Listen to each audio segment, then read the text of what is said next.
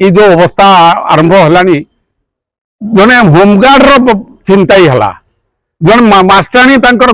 school भितर पाठ पढ़ाऊँ scooty ताड़िक पैसा नहीं गले असवापत्र नहीं गले ये सब जिनस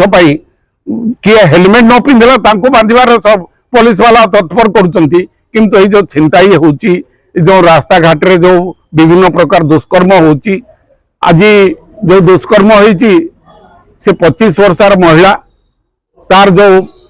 निजे से आसिक याठू दुखर कथा कौन थी पारे निजे आसिक से झील देती जोटा आमर एसडीपीओ महोदय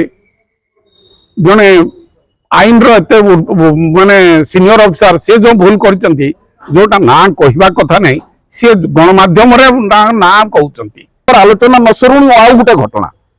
यही सप्ताह भितर आप गोपालपुर घटना समग्र ओडिशा रे चर्चित विषय होईची सारा भारत रे चर्चार विषय होईची ता परे परे